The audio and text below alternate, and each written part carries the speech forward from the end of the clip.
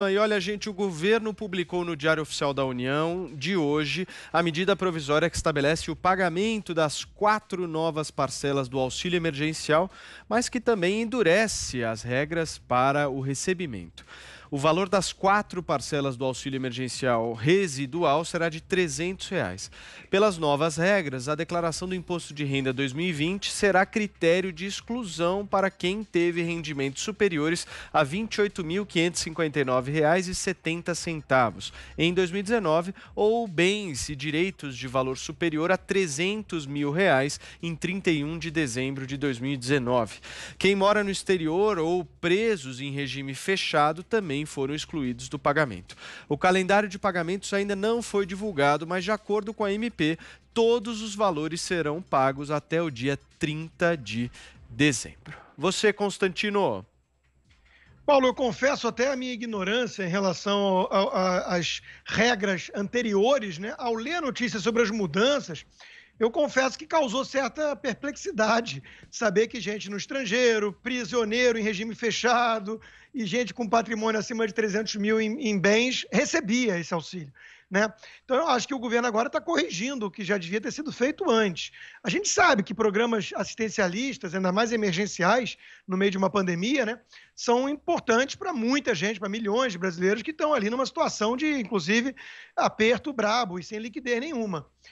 Mas assim como o Bolsa Família, né, que uniu alguns programas do PSDB e ampliou depois, teve depois muitas acusações e suspeitas de fraude, gente que não era para estar ganhando e está ganhando, você tem que ir filtrando sempre, né? O governo tem um limite orçamentário, isso já custou muito caro, 250 bilhões mais ou menos, vai custar outros quase 100 bilhões para estender até o final do ano, né? E mesmo com valor reduzido à metade, é óbvio que você tem que filtrar. Né? Não faz nenhum sentido um preso continuar ganhando esse auxílio. Alguém que está morando fora do Brasil, né? Pode mandar para cá se quiser, mas não faz sentido nenhum. Né? Então, ou quem tem um patrimônio, né? Bens acima de 300 mil reais. Né? A ideia não pode ser essa. A ideia de um programa emergencial e mesmo assistencialista, né, do ponto de vista de um liberal, e eu tenho certeza que o ministro Paulo Guedes sabe disso muito bem e já falou em várias ocasiões, né, é um programa descentralizado, uma rede básica de proteção para aqueles realmente em situação de penúria ou necessidade. Não pode ser um substituto para emprego, não pode ser um substituto para aposentadoria, não é disso que se trata. Isso gera um mecanismo de incentivos, inclusive perverso, para a pessoa não sair da informalidade, por aí vai. Então, eu acho natural que comecem a apertar os critérios para ver quem pode continuar recebendo esse auxílio. De novo, sempre lembrando da frase que o presidente não cansa de repetir também, né? É pouco para quem ganha, mas é muito para quem paga. Então, isso está apertando no orçamento. Então tem que começar a fade out, como se diz, né? Tem que começar a esvaziar esse programa mesmo e todo mundo saber que tem uma porta de saída. Ali na frente, o maior programa social que existe chama-se emprego, né? Trabalho, na verdade. E isso aí só vem com as reformas avançando. Você, Josias? O governo elaborou essa medida provisória sobre a prorrogação do auxílio emergencial numa posição muito parecida com a do sujeito que troca a fechadura da porta depois do arrombamento. Uma auditoria do Tribunal de Contas da União revelou, no mês passado, que os pagamentos irregulares do Vale Corona, de R$ 600, somaram 42,1 bilhões de reais. Quase o valor de uma despesa mensal do auxílio de R$ 600, que custava 50 bilhões. Desses 42 bilhões, salvo engano meu, 23, alguma coisa, 23 bilhões e uns quebrados foram parar na mão de gente que não deveria ter recebido, algo como 6,4 milhões de pessoas que receberam sem ter direito a esse auxílio. Aí entrou gente que estava fora do país, entrou presidiário, entrou gente, inclusive, saiu na televisão, reportagens e tal, gente bem posta, estava em hotéis de luxo recebendo auxílio emergencial. E outros 18 bilhões, 18, alguma coisa, foram pagos a mães que o governo identificou indevidamente como chefes de domicílio. Então, a pessoa tinha direito de receber, mas apenas R$ 600 e recebeu 1.200, porque foi identificado como chefe de domicílio. Então, essas irregularidades ocorreram, o TCU identificou, e essa medida provisória, que prorroga agora o socorro por mais 4 meses, até dezembro, não mais R$ 600, agora R$ 300, ela tenta impor condições que inibam esses desvios.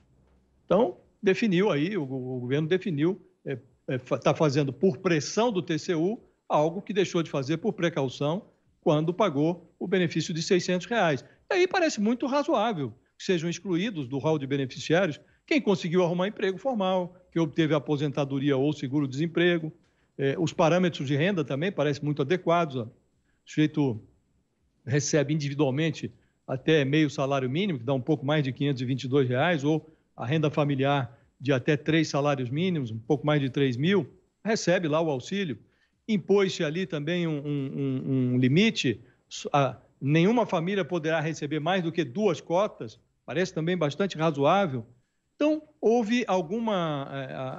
adotaram-se ali algumas providências que são muito sensatas e agora jogou a bola para o Congresso e tem ali uma discussão que mostra como um necessário, às vezes, descamba do campo social para a politicagem, né? Então, por que este benefício resultou numa melhora da popularidade do presidente? Tem gente no Congresso que está torcendo o nariz para o benefício. Então, não podendo desaprovar os R$ 300, a oposição petista, por exemplo, está pretendendo, para conturbar o meio de campo, propor uma emenda ali no plenário, elevando de 300 para 600, sabendo que o Estado brasileiro não tem condições de pagar 600, mas faz para tumultuar e para dizer, olha, nós estamos querendo mais, o governo é que não quer dar.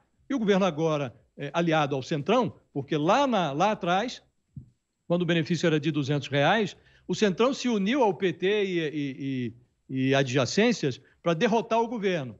Aí elevaram para 500, o Bolsonaro na última hora puxou para 600, agora eles viram que o Bolsonaro se deu bem, a popularidade melhorou, então o Centrão agora está com o presidente. Então o PT e os seus satélites eles sabem que serão derrotados, mas ainda assim querem forçar a mão no plenário. Então já está se cogitando até não votar a medida provisória, porque ela já está em vigor, vai caducar depois do pagamento dos auxílios emergenciais, dessa prorrogação, então cogita-se até não votar. A esse ponto a gente chega nesse tipo de debate.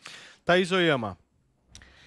Então, no começo era uma emergência, né? O governo estava tratando de assistir as pessoas que de um dia para o outro perderam seu sustento. Então, é compreensível que tenha havido falhas e que o governo não tenha priorizado, por exemplo, essa peneira, né, esse filtro aí nos que iriam receber o auxílio de R$ 600.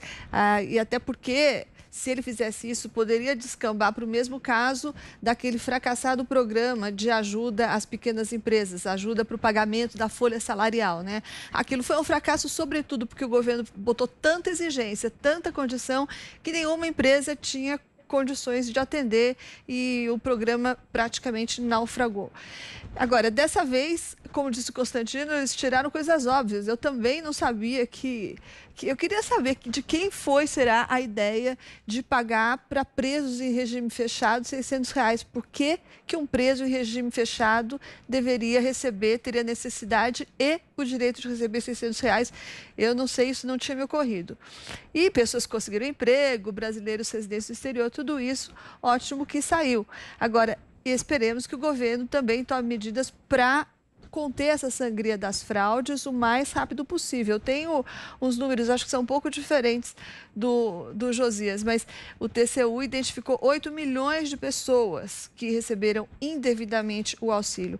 E só na categoria dos militares, não se sabe ainda por quê, foram 73 mil pessoas. Militares, a maior parte soldados e cabos e tal. Claro que isso não quer dizer que foram 73 mil pessoas que fraudaram. Pode ter havido erros cadastrais, o governo diz, inclusive, que pode ter havido gente que usou o CPF desses militares indevidamente, pode haver uma porção de coisa. O fato é que só esses 73 mil militares gastaram ou consumiram 44 milhões de reais. 44 milhões de reais perdidos, né? Que foram para o bolso de gente que não tinha o direito de receber esse dinheiro. Então, o que me espanta é que até agora a gente não viu ninguém punido por isso, por esse comportamento, que a essa altura pode ser considerado abjeto, né? E seria ótimo saber que o Ministério da Cidadania está tomando providências para que isso aconteça o mais rápido possível. Constantino. Não, é só porque eu lembrei de uma coisa, Paulo, que não dá para deixar passar, né? Porque justamente vem naquilo que eu venho denunciando, que é a má vontade, a implicância, é olhar tudo com negatividade e uma lente distorcida contra o governo.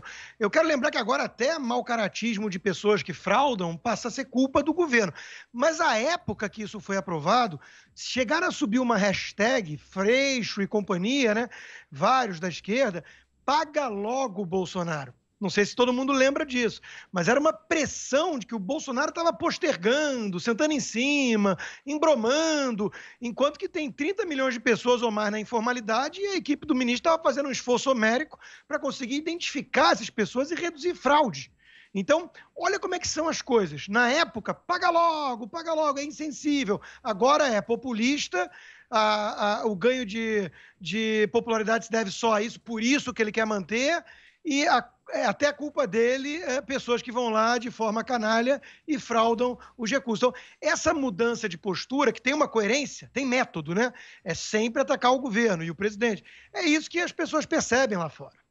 Josias.